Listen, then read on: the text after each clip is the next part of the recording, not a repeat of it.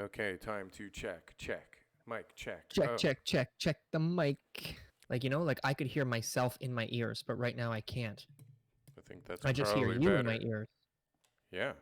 That's probably why we had a hell of a time talking, like, without cutting each other off. Let's try not to do that today. Let's see how it goes.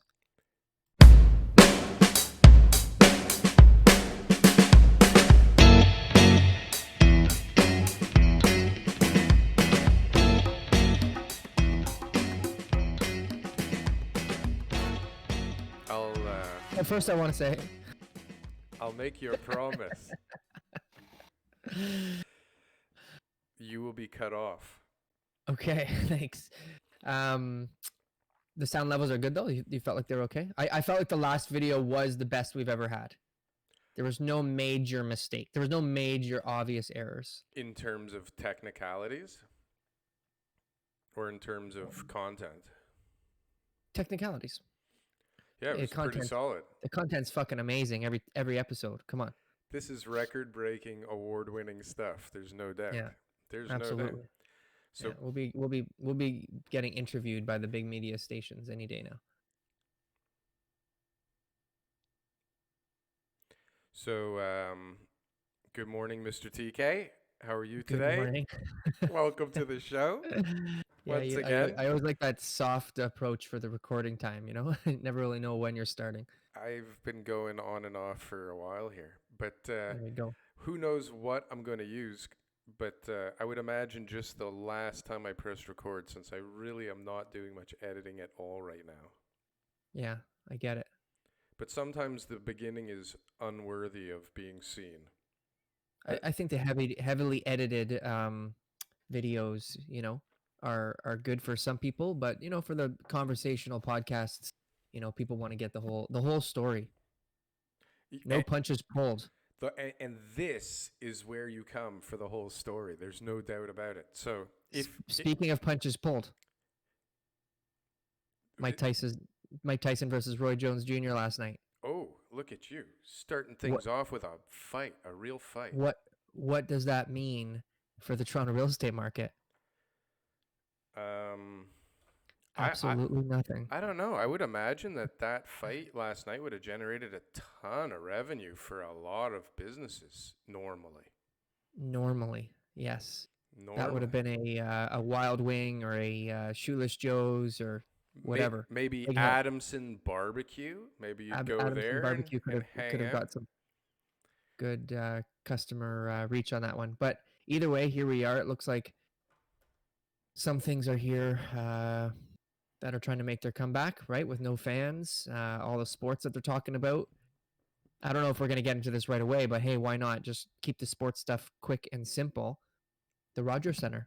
Ooh, you jumped ahead pages and pages. Absolutely. What's going on with the Rogers Center, Dale? This is a Tell me. big story. There were so many articles. There's backlash. There is drama. There's excitement, depending on where you stand on this spectrum. Rogers. You're a baseball fan. What's the baseball fan perspective? Well, here, let me read the headline. Rogers reportedly plans to demolish Rogers Center, build new ballpark in its place. This is misleading. This is not. So as a ball fan, this is amazing. Why? I don't get it. I'm not. SkyDome I love the Rogers Center. man. I go there. I think it's state of the art. It was state of the art a long time ago.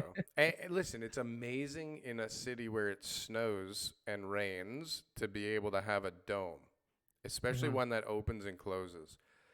It is rather amazing, but as far as like sight lines are concerned, like even in the good seats, I had season tickets behind the first base dugout, just a little past the dugout. And the whole game, you're turning your head. I had neck problems by the end of the season because of how everything's kind of positioned. But it's too big. Like, it's felt empty for like 20 years. Right? So true. You go there and it's like, there's no ambiance in there unless there's 50,000 people going bananas. Yeah. Right? Which only the UFC has done. But more importantly, I mean, this has nothing to do with baseball. This has nothing to do with the Blue Jays. This has to do with a huge development play. Yes, I 100% Huge agree with you. development play. All of a sudden, Let's talk about it. Brookfield. I don't know how Brookfield's involved, but all of a sudden, Brookfield Asset Management is involved as a partner with Rogers, who I'm sure some of you must know. Rogers is a big developer now. They have a 7-tower, or I don't even know how many tower site in Mississauga that is under development at the moment. But I mean, these guys own some real estate, and this is as good as it gets. So they're planning on building, I think, condos, office, retail, everything, smaller stadium. And somehow they've figured out a way to cram all of that in there. But this Now, is they have a lease on the land, though. who has a lease on the land? Rogers. A lot of that city-owned land. This was purchased back in 2004. Yeah. I don't think What? I don't know that there's a land lease component. I know they bought the land from CN like way back when they were building the thing. Well, I hate to be fact-checking at the beginning of our video today, but yeah, that's what it is. Fact It's check away. city-owned land or federally owned land, something like that, that is leased, and that the $25 million purchase price is really just for the rights to the land, and that lease is, very long. So they got lots of years ahead of them, probably enough to be able to build an 80-story tower and demolish it by the time its life expectancy is over. We will definitely have to revisit that. I remember I was Okay. on Wikipedia this morning and I don't remember reading that, but I didn't really, it wasn't a very in-depth research process. I glanced through things, found what worked with the narrative I was trying to push here. It's a 99-year lease, and it's When up did it in start? 2088. 2088. 99-year lease. So You it would can have make been some money. June 5th, 1989. How Goes much? till 2088. How much are they paying? I don't know. That's a good question. I wasn't privy to the deal. That's why that $25 million mark seems so cheap, right? Like, think about it. $25 million for that property in 2004? Like, But, that's crazy. Well, so I did do a little bit of digging. So originally they estimated that the SkyDome, I don't know what this Rogers Center nonsense is, but the SkyDome was originally supposed to cost $150 million. How much did it actually cost, TK? Don't look at your screen. I'm not looking at the screen. I think it was 500 million, something like that. $570 million. Do you know what? When I was in construction, if I had an overrun like that on a site, do you know what my clients would have done?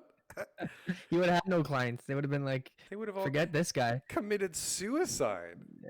It's not a good situation to be in. So then a company called Sportsco International LLC purchased the site in 1999 for $80 million out of receivership. Yeah. So I guess Surprise, that's surprise. where the lease included as part of the deal. I got to look into this lease part. It's throwing me for a loop, I got to tell you. Sorry, Daryl. I'll keep But my it's mouth okay. shut next No, time. it's good. I like being wrong. It's fun. It happens quite often. I'm used to it. I'm just so used to it now. Yeah. So 2004, Rogers bought it for $25 million. And in that Sportsco deal, they bought it for $80 million, but they sold the hotel to Renaissance for $31 million. Smart. Yeah, so I guess out of their pocket, if I do the math, is only $49 million. Okay. Still, then they lost money 5 years later, selling it to Rogers for $25 million. The steal of the century, $570 million building, not including the land, just the construction costs. Mm-hmm. And they get I guess they didn't get the land, so they get the building for a little bit of a discount. Yeah. And now, yeah, there's definitely a development play of some sort. Rogers isn't going to just start revitalizing the or rebuilding the entire Blue Jays stadium because they care about the fans' necks. Right? That's not what's happening. What a missed opportunity between last year and this year, where the Jays aren't going to play there, to have actually knocked the thing down and made some progress. So first of all, it's going to take like 5-6 years to get this thing approved. the way Mm-hmm. that they're going to do it. So we won't see anything there for a long time. I guess it'd be pretty smart to build a stadium somewhere else and actually just turn this into all condos, which is probably what will end up happening. Right? Why do we need to have the Blue Jays play in the absolute heart of the city, like around all the other busy, like it just the traffic, the go stations, like everything is overrun every time there's a Blue Jay game. Like I get it, it's It's exciting when you're not only down there with the that. kids. Well, how do you play a season and knock the thing down and build a place in the same lot? Well, you can't. So I think the exhibition grounds, Ooh. that would be Back to where the you build it. exhibition. You Well, you you know what I may mean? you may BMO not be old Field. enough, but the exhibition stadium where the Jays started. There you go. I wasn't old enough. No. Look at you. You don't even know. We used to No. go to The SkyDome games. was built when I was a little kid, and I was like, that's where the Blue Jays play. This I is a new team. I used to sit in the snow in the right field bleachers at the exhibition Yeah. stadium, and these were like not even seats. This was just benches. Yeah. Very uncomfortable, diehard. very cold. Yeah, but Your butt's on fire. Your neck is hurt. You're a Blue Jays like aficionado. aficionado. Anyways, Yeah. so but this is the steal of the century because what was built for 570 million must be worth ripping down if you only pay 25 million for it. And now in an environment where like that, I don't even know what that property would be worth right now. Holy cow. If it was only a development site, if they were to buy something else or lease something else from the city to put a new stadium on somewhere where there's another subway station or who knows where, put it out at Islington in like the Queensway. Right? Why not? There's Like, what's the difference? You know, you got to go to the Jays game. People are gonna go. you're gonna go. You build it, they will come. Put it somewhere on that Up Express, somewhere out near the airport. Like who gives a crap? Exactly. Vaughn needs a Blue Jays stadium. We'll call them the Vaughn Blue Jays. Vaughan Blue Jays, Buffalo Blue Yeah. Jays. Nobody cares where they play. It doesn't No, matter. it's the Blue Jays. We know where they're from. All right, so We remember Joe Carter. enough about the Blue Jays, right? Okay. All right. So where I tried to segue into, and I thought I had done it brilliantly, but we moved I over to screwed the it up Blue Jays. then. You fucked You it never up tell me the completely. plan. Adamson's Barbecue, big news. Yep. We'll touch on this quickly. So this story of a young entrepreneur with a barbecue restaurant in Etobicoke Which I heard is decides, fantastic. which must be fantastic because people are like, this is Getting some arrested for it. serious stuff going on because of this restaurant.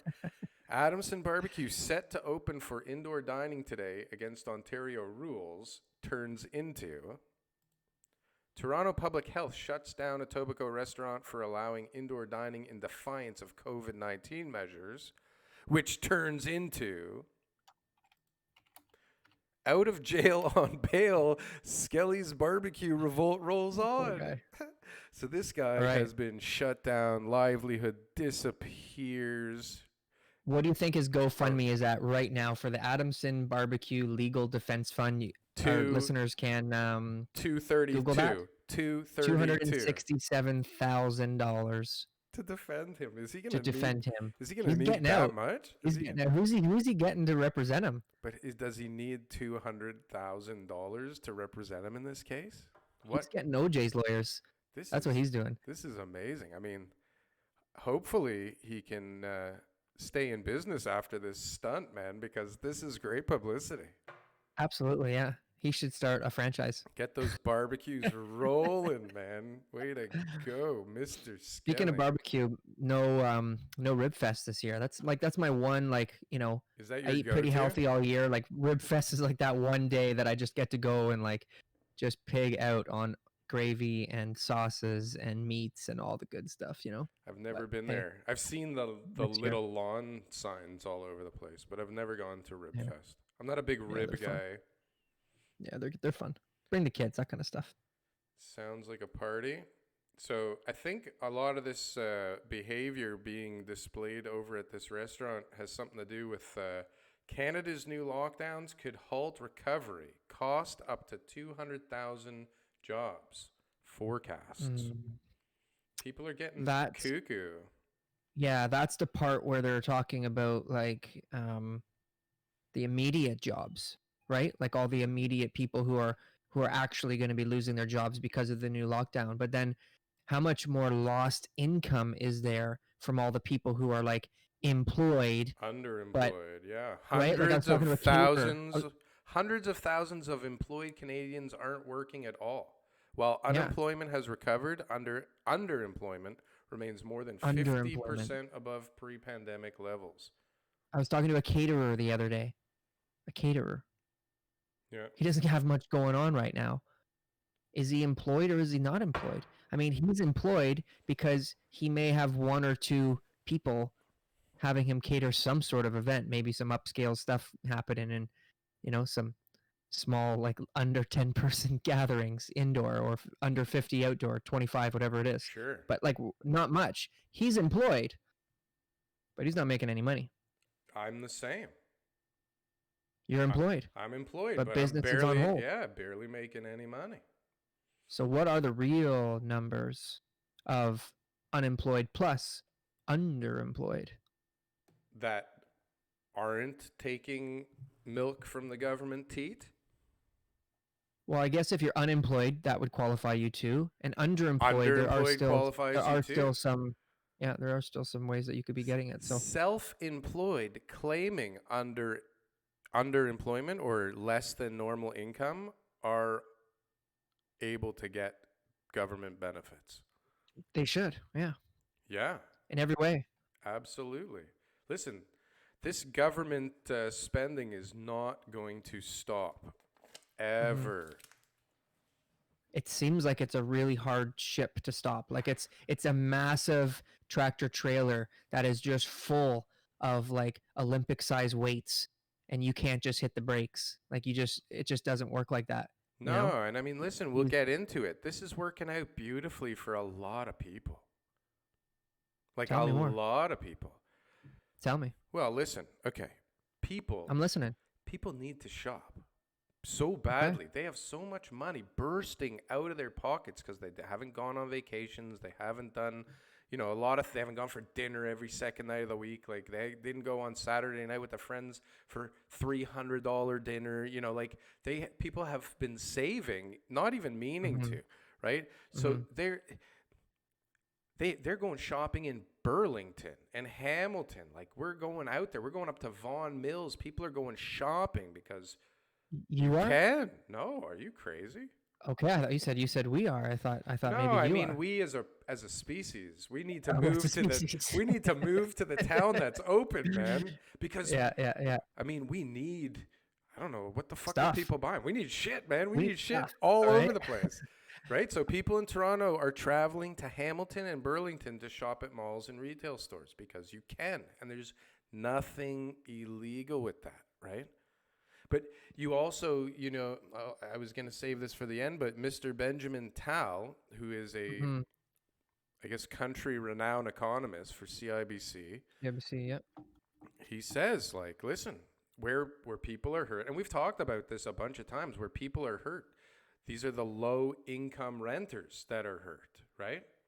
It's not the people that were planning on buying houses or that have the ability to buy houses. Most of them have their jobs. They're intact. And they've been able to save, right? And there's not enough supply of the product that they want, right? It's the people that make less money that are affected because their job is in the balance potentially, or gone, or underemployed, or was shit to begin with, right? And they know who's making a lot of money right now? Realtors. The guy who's installing my deck this weekend. Okay. Yeah, and he'll He's be making installing. Yeah, he'll be working. He's making a killing. I'm paying like 60% more than what I probably would have paid last summer because of wood costs and the fact that I couldn't get anybody. But I got the quotes. And you wanted it done now. I had to get it done by the end of this season. I just felt like I didn't want to be going into the spring with no deck, because when they did some work at my house, the old deck got taken out. And it was like everyone, like someone promised me to start in September, October, and so he finally came now by the end of November, and it's doing a great job, by the way. But a lot of money. A lot of money. But what Tal is talking about in here that I thought was interesting was the fact that, like, there's this crazy K-shaped recovery, and people with that are stable are doing amazing, right?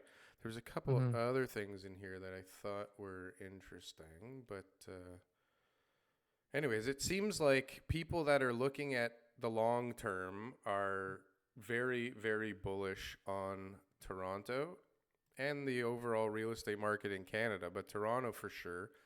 Um, Prolonged bull market. I mean, we see that prices are still climbing regardless of what sales are doing. Like there's no correlation at the moment. So this week, just to give you an example, I have no deal of the week this week. I have no deal. I You had a have I had an deals inspection. of the week. I had no. I had an inspection fall through. I was in a 21 offer presentation in Etobicoke.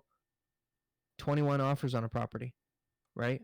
Um, we have a conditional sale on something, but we'll talk about that maybe next week. But this week it was competitive. Buyers out there are lining up for certain properties, and if it's the right property and it's unique and it's something that people have been waiting for, everybody's interested. There is not enough housing to satisfy the demand.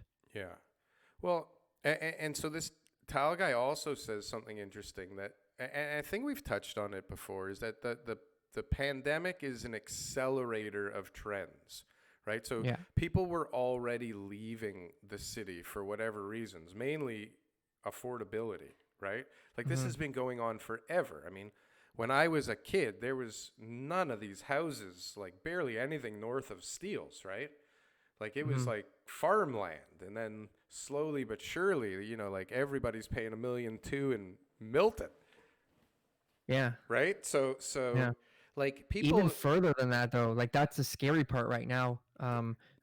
Advising people. So just so you know what happens, and this is so common in these times, it happens every single time that there's these urban sprawls that Toronto money leaves and goes into the small towns, is the small town people, they're licking their lips and saying, "Oh boy, the Toronto money's coming," because the houses are selling for $600,000. Then they build something nice and put a little lipstick on it, and all of a sudden they're getting $1 million. And then that Toronto buyer a couple years later realizes they overpaid by a few $100,000, and there's nothing they can do, yeah, but and it takes years. the people sitting there licking their lips, for every one of them, there's three people going, "Stay out of our city! You're ruining everything. Where am I gonna move?" Sure, until it's time for them to sell their property they picked up for 200 grand a few years ago, Oh, and then the absolutely. Toronto money comes. So it really pays, and this is a trend that I'm seeing. It really pays to be dealing with a local agent in those markets, because if you bring your cousin, the realtor from Toronto, and bring him up to um, Midland, Ontario, I promise you, one, you only have access to the Toronto Real Estate Board information, so you're missing out on all the board information up in those northern communities. And I promise you, you're going to overpay, and you're going to be competing with the other Toronto buyers who are also willing to overpay. So if you deal with a Midland agent, he'll send you the Midland board information. You'll get access to the listings only on the Midland board, not the Toronto one. So you'll bypass a lot of the Toronto traffic. But it's just crazy how people don't understand that. I guess it's there's a lot of different factors. Well, we're in the middle of a crazy restructuring revolution, whatever. Like this is what it feels like. There's a lot of confusion. People think Mm-hmm. they know real estate. Like me and my wife, we used to, when we would go to restaurants, we would sit there and listen to people, you know, around us. And I would say at least 7 times out of 10, people were talking about real estate or like renovations or something to do with the real estate market. Like, Mm-hmm. oh, did you see that? Like always, but everybody was talking real estate. It's like the hottest Mm-hmm. topic in the world, right? Everybody Everybody, loves real but estate. everybody thinks they know now, and everybody thinks that they have access to all this information. And then on top of it, you have all these things all over the place changing, and Mm-hmm. nobody, especially you and me, have a clue what's really going on. Like, look, Exactly. never in history has all of this been happening simultaneously, where prices have no correlation with actual inventory and amount of sales, where right now we have a doubling of the sublease downtown office market. We have, you know, all these technology companies coming in and taking space, and all these other companies like running for the hills trying to get rid of their space. You have Mm-hmm. people heading for the hills in the suburbs, and you have people licking their chops of all these great deals that they're about to buy downtown Toronto, right? I've also seen a few parking lots in Toronto sell in the last little bit. I was just doing some research on some deals, so I saw a couple parking lots that sold. So I think when people aren't parking their cars at the parking lot anymore because no one's coming downtown, right? Now all of a sudden it's a little bit more intriguing to take that developer's offer. Sure. Well, a gas station, a pretty prominent Hmm. one, just sold for a crazy amount of money. Greywood Developments bought a No gas one's buying station. gas. No one's buying gas downtown. But these guys Yeah. paid $4.6 million or something for the gas station downtown as part of like buying a bunch of gas stations as a package. This one was allocated 4.6 million as the value. They just sold it for 73 million like 4, 5, 6 years later.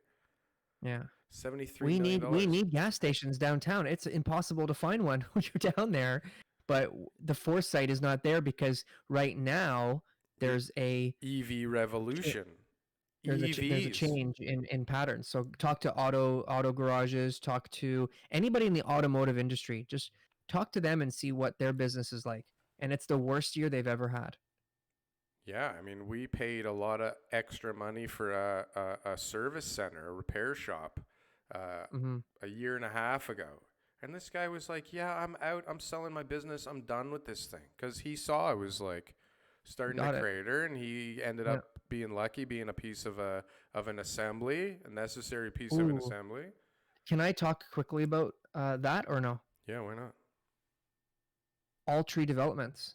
That's who we're talking about. Yeah, They're buying up everything along Kingston Road. everything except for my site. Well, they're like They all over the place. They have Holy three smokes. sites right now in development along Kingston Road, Yeah. and probably Well, another one plus, coming down the pipe. yeah, that's a lot of Three that's a on lot of stuff Kingston that they're doing. Road, but then they have two more just off Kingston Road, where you're Exactly. thinking Yeah. on Yeah. Moorish and Military Trail. So they have Moorish. They have the one that you sold or that you know Hmm. about across from Military Trail. The one I sold them at Military Trail. They Uh-huh. have another one at like 2100 block Kingston Road and another one at like 1500 block Kingston Road. And they're in the Yeah. news because they bought an apartment building and all the tenants are like going bananas. So explain that to me. So you've tried to explain this to me before. So they have to replace rental units with affordable rental units. They can't just do any rental unit. It has to be affordable rental units. Yeah, for 20 But they're years. They allowed to have to move sign a them deal for 20 years. halfway down the road. Well, they can offer that they're going to move them. They can give them money to move. There's a whole Yeah. bunch of different arrangements that are acceptable. But Okay. at the end of the day, I mean, they pretty much have to move. And they have a lot of time to figure it out. The problem is that, they're in probably pretty affordable units right now. And it's going to be impossible to find what they have for the amount of money that they're paying. Unless they move like way far away. But this is what happens everywhere. I was working on a deal on Charles Street at Yonge and Bloor downtown, 100 units. And you have to factor it into the performance. Sometimes it works, sometimes it doesn't work so good. Depends, I guess, where it is, what you're paying, blah, blah, blah, blah, blah. I'm doing some infill sites in Pickering right now, and I'm trying to get as much information from different people. And I'm looking at geo, and I'm going over all the different scenarios that people have. And just some people have the foresight, like they knew that buying that lot for 500,000 because it's got 400 feet of depth and eventually is going to be able to be built on the back connecting to the court that in the official plan is like just some people have got that information and they are ahead of the game, right? That's what it is. Some people just have. It's important to have the information, which is all public information. You just have to know what you want to look for. It's like any other market, right? You have to know the rules, and you have to be disciplined enough not to buy stuff that doesn't kind of meet your parameters, and you have to have money. That's the most important thing. You could have all the knowledge in the world, but if you can't buy anything, it doesn't really matter. And it's really hard, unless you have a listing, unless you're an agent, it's pretty hard to be a developer with no money and make any money, find a deal and make any money. Let's call that the truism of the day. Truism of the day. Very hard to make money as a developer when you have none. When you have no money. That's now, I am proof positive that it is not impossible. It is not impossible. It's actually very possible. Yes. Well, I mean, somebody on the team has to have some money.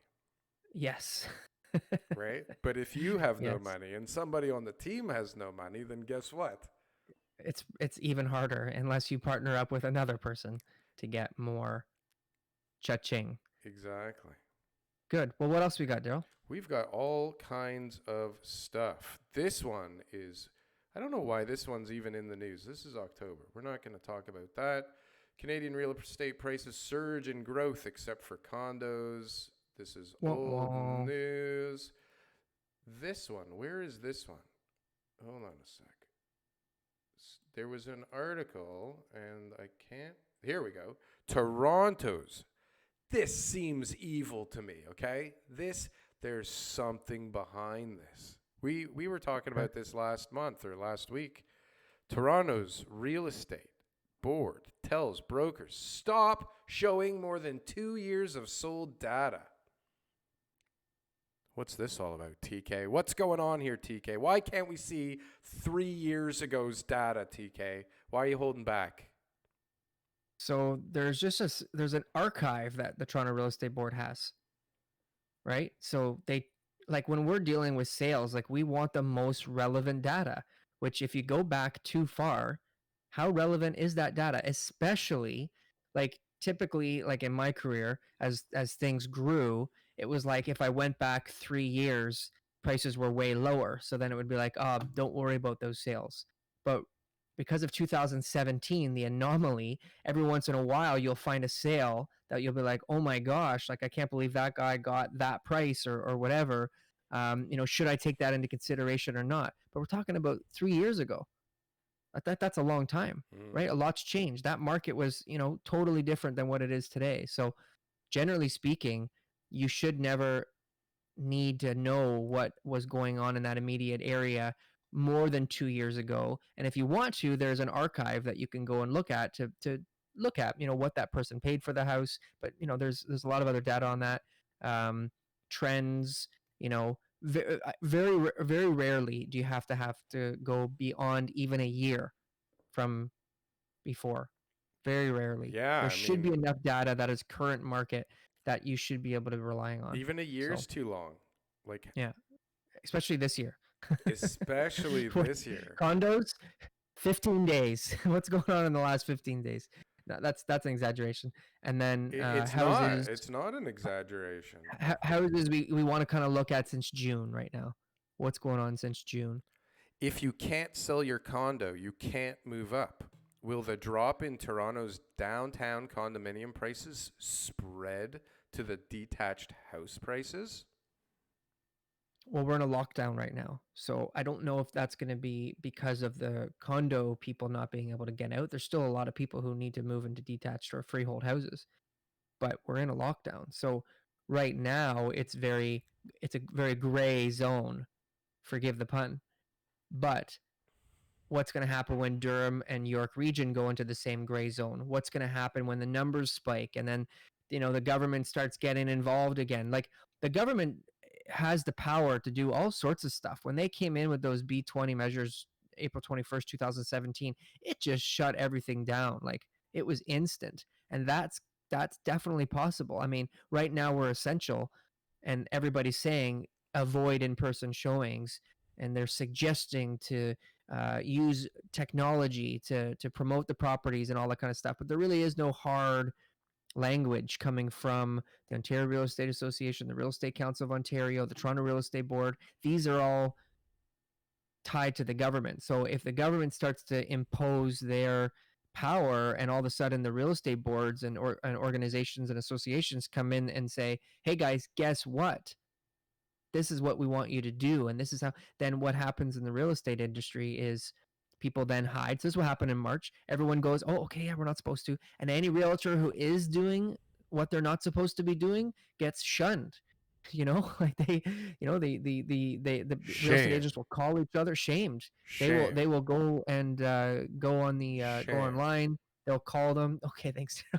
They'll go online and do all sorts of stuff to make them understand, like, you shouldn't be doing open houses, you shouldn't have in-person showings, you shouldn't be going around showing more than 2 buyers at a time. Like, there's a lot of stuff that could happen, and that would drastically change What about the neighbors the going like, hey, they're having way too many people at this house?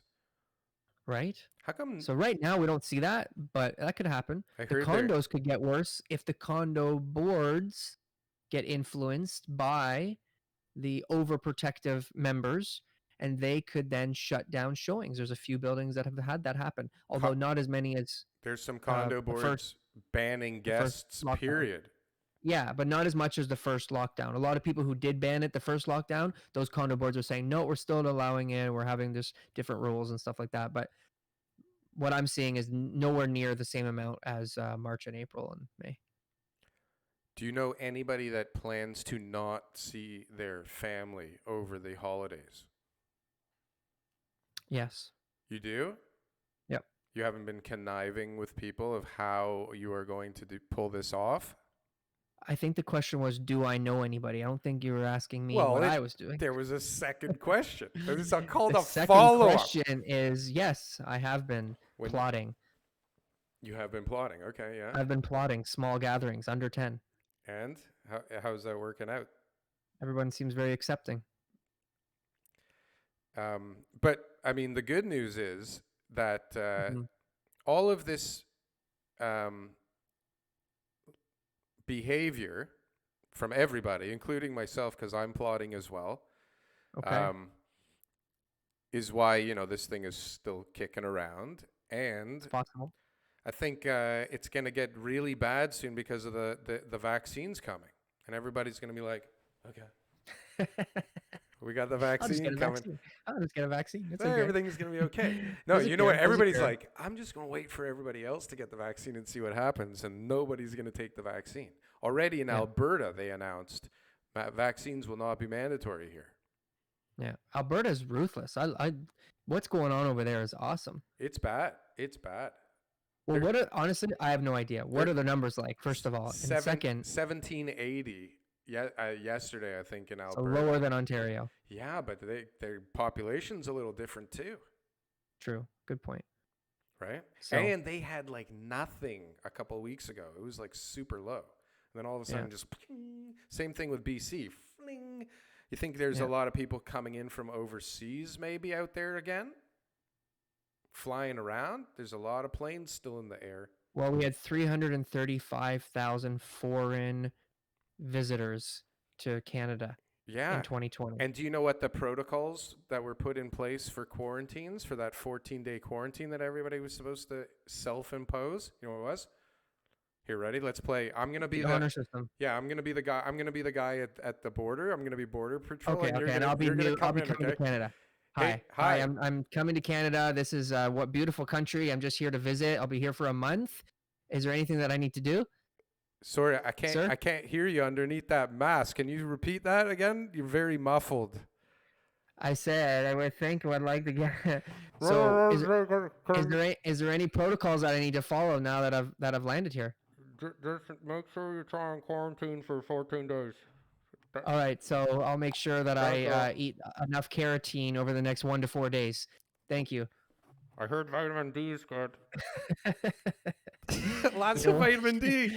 I think there's a little more to it than that, but you're right. That's I heard if you fly somewhere and you take a lot of vitamin D, that you can go out into the population and spread whatever it is you have, if you have it. That's possible. But I also heard that they spent $36 million on hotels for people in some sort of regulated quarantine. So, Yeah, those are people that are friends with politicians got to stay for. Or those are the people that they looked into and were like, hey, listen, you just said you're going to quarantine, but it turns out you're going to go stay with your sister and her 4 kids and the tenant, and you can't go live with them. You need to go and live by yourself. And the person's like, I don't have any money. I'm just here to visit, family. And they were like, all right, we'll put you up at the Renaissance in the top of the Rogers Center because we basically didn't pay for it. We stole it from the taxpayers. Remember when we let you steal that hotel from us and the taxpayers? Well, we need a favor. We need to pay you to house a bunch of people with the virus. Town. Right? Yeah, dignitaries. These are very important people. Yeah. Well, so what's up? What else is new? What else is going on? There's not a lot going on. I mean, the news was bombarded with a lot of people worried about the Rogers Center and this restaurant. I mean, I guess I should have left it in. I took it out. But I don't know if you heard, and Oh. this was this was pretty serious Toronto news. Mm-hmm. I should have kept it in hindsight. Um, somebody had the balls to draw a gigantic penis in the snow in Leaside. This is news? This was newsworthy this week. Okay. It was a slow week. Listen, Okay. what's going on right now? Like, What's going on? Like, I mean, there's there's a lots of lockdown stuff going on, but right? there's So nothing new to talk Adamson about. Barbecue really took over this week. Adamson's Barbecue was the big Yeah. news, and is it the beginning of something, or is it Mm-hmm. the end of something, or is it both simultaneously? Oh. I think it's Well- definitely the beginning of something. Maybe there's going to be a little small business revolt going on here in major cities. Oh, that true. Yeah. I see a lot of people talking about that, but I think they made an example of Adamson. In fact, I think Adamson works for the government, and I think he was He's just a basically mole? he was just basically doing this so that they could arrest somebody, so that no one else does it. I mean, that's the only logical story for someone to do what he did. Okay. Again, guys, donate to his legal defense fund, Adamson Barbecue Legal Defense at GoFundMe.com. That's Okay, right. Well, and the money is definitely going to a legitimate lawyer it's going to his lawyer. for legitimate 100%. legal fees, 100%. not to pay for rent. His lawyer Yeah. is not his landlord. Yeah. Wouldn't that be great? Okay, I got this great plan. We're going to keep the restaurant above board. We're going to keep Yeah. this thing afloat. Right? That's smart. We're going to Adamson. first we're going to Hero. revolt against these fucking masks. He's a hero. This guy is a folk hero. He will go down.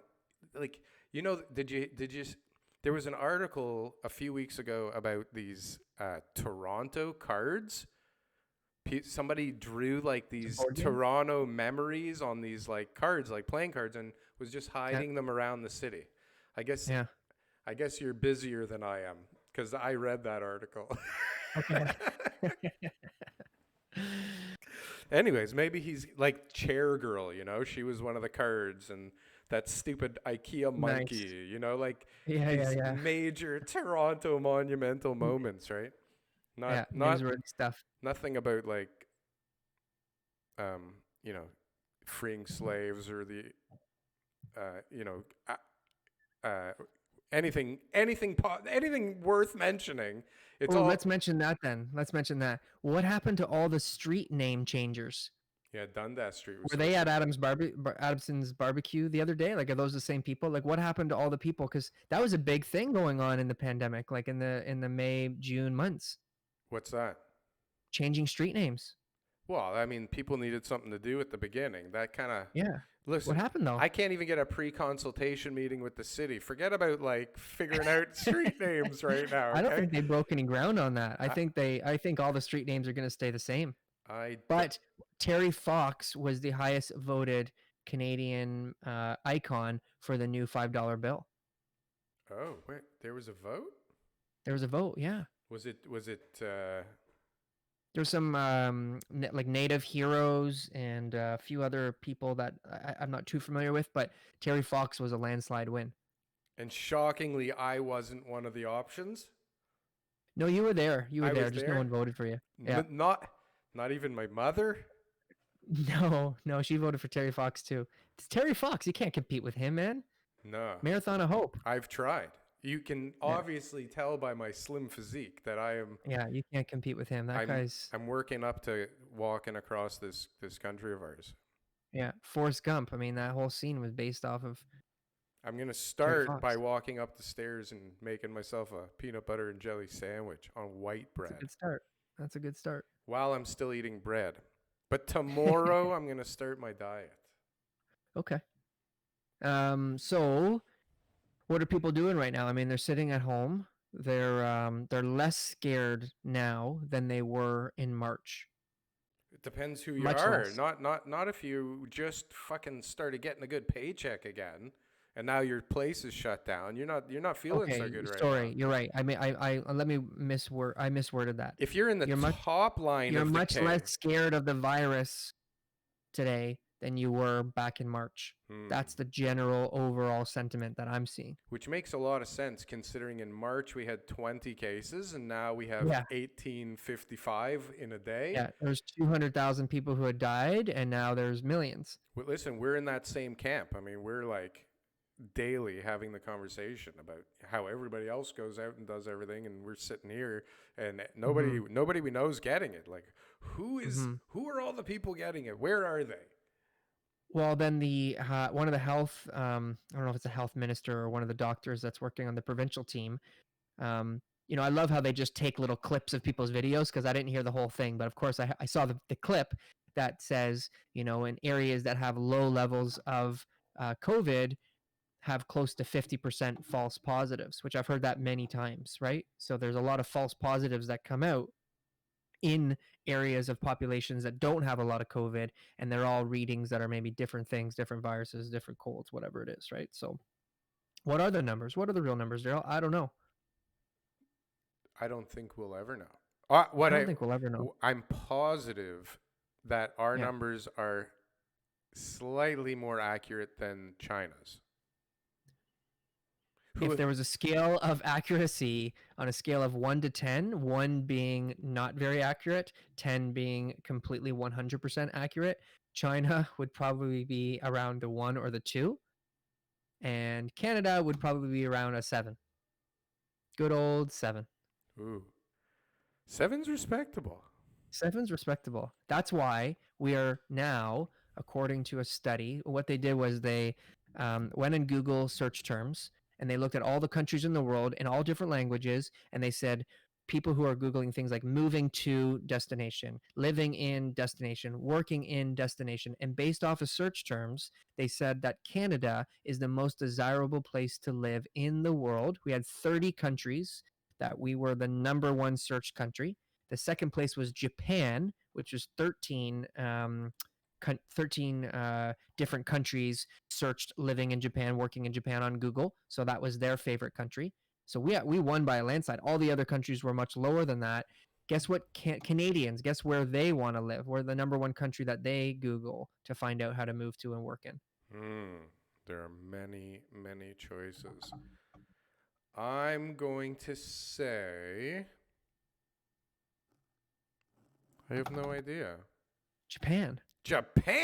We've contributed to one of their 13 countries, yeah. So that's hey, that's people cool. from like Canada want to move to Japan? Absolutely, yeah.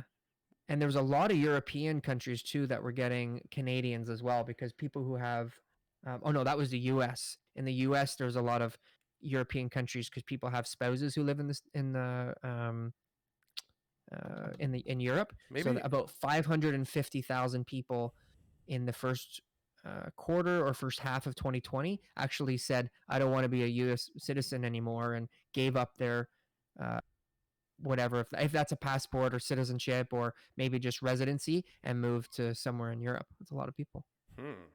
So Japan actually, as I'm hearing this from you, kind of makes sense. Like, one, Warren Buffett has put a huge amount of money into Japan lately, which means he must know something. Okay, that's one. Two, Japan has been kind of like flat as an economy for decades now, right? They haven't had like any real growth. They've had a good economy, one of the biggest in the world, but like not much growth ever. But there's a lot of wealthy people, and there's a lot of people holding a ton of assets there right now. And it's very first worldly. Like, it's a huge, huge, crazy developed city. Japan's a country.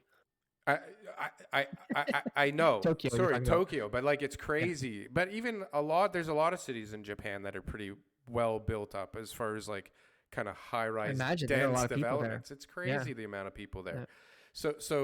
Yeah. And with every single economy on the planet now printing money like at will, right? Just inflating assets like crazy. So they've got a huge stock market, right? Huge real estate market.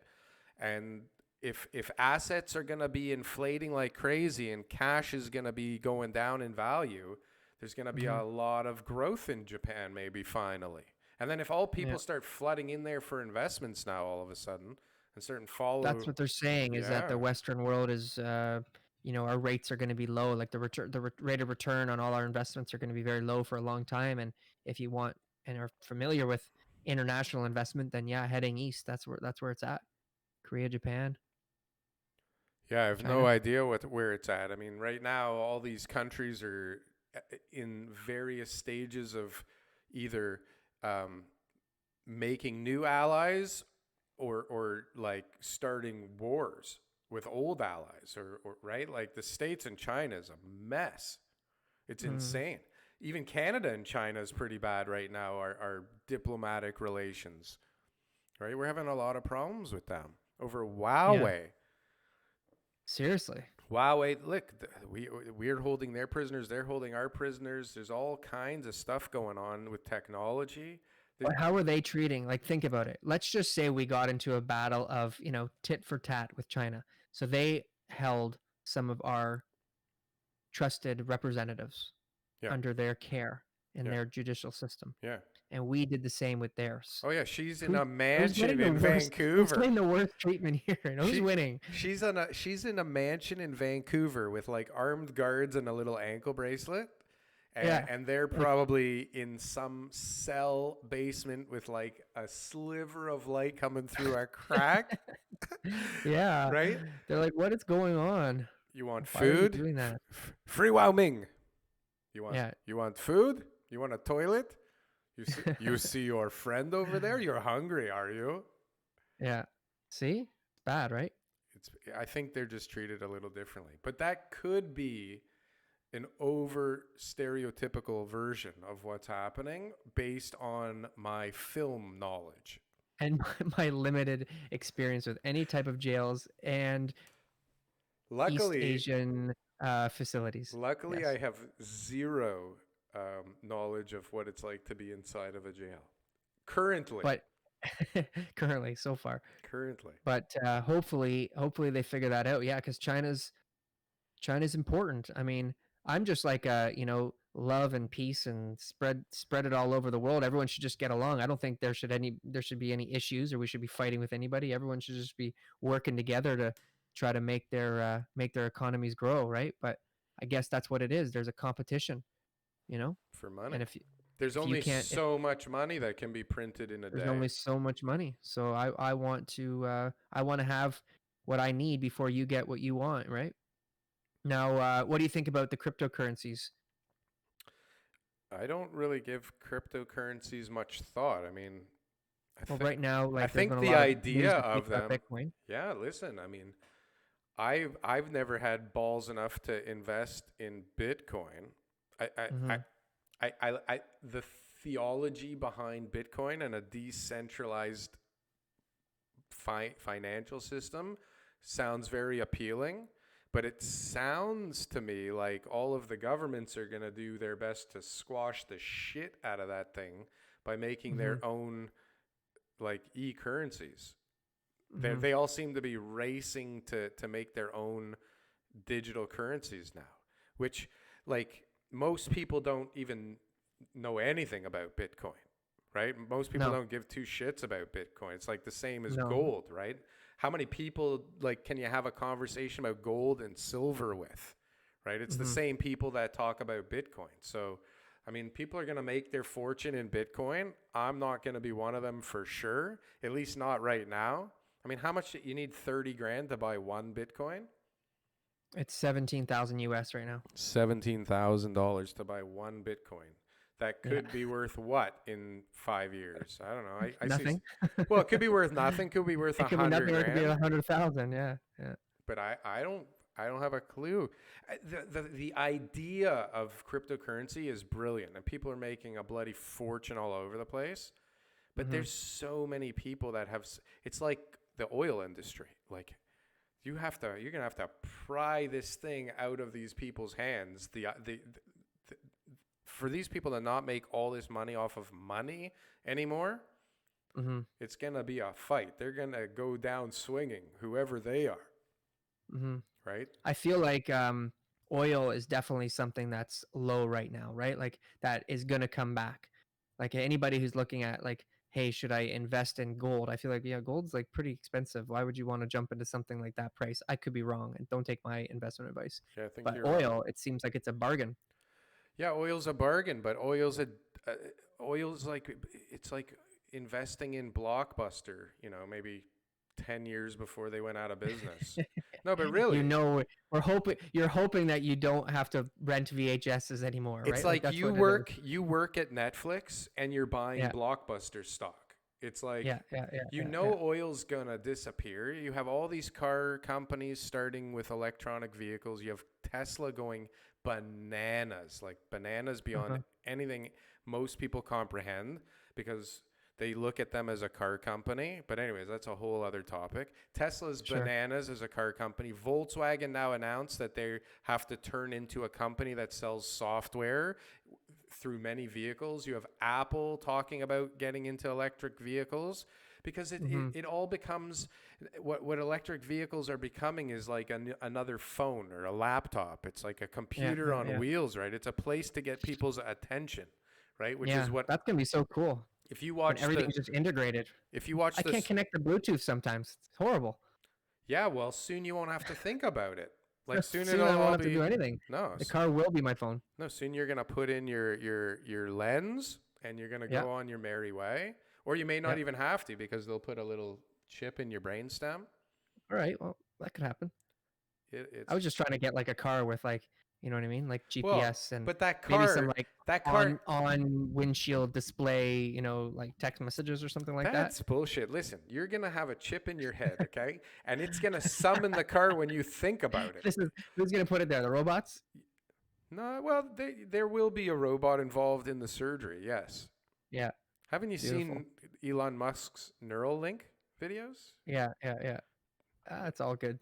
It's It's a all good concept it's stuff. happening. That's happening. Yeah, It's I all know. They're happening. working on it. It's all So happening. We're going to be part of it. We're going to build factories that are vertical in cities that are all run by robots and drones and guys with chips in their heads. And we're going to like it. okay, so let's wrap up with our market predictions. Ooh, Okay, we're at the end of November. end We're of going November. into the holiday season. All right. What are we What's going to predicting? happen over the next 30 days going into the holiday season is a lot less people are going to be putting their houses on the market than they already have. Ooh. A lot of condo people are going to find ways to not have to sell their condo. The writing's going to be on the wall for them. It's either you take less money or you just take it off the market, right? So that'll hurt the inventory. And as long as interest rates are low, there'll still be some anxious buyers out there looking for properties, trying to find the best possible deal. And depending on what the government does, the market will continue on the path that it is currently on, or it won't. You heard it here first, everybody. If you're still listening, you just Right? got And how come you gold. haven't talked about liking and subscribing yet, Daryl? Come on, man. It's You're the PR guy. you see, so we should have. That is for Yeah. sure.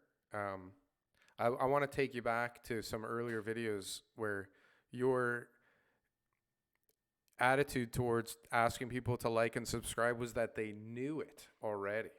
But Yeah. what we have seen, evidence of, hard evidence, is that when we do Yep. ask, somehow it triggers people to do it. So if for some strange reason you at the 57-minute mark are still in on this deal, congratulations.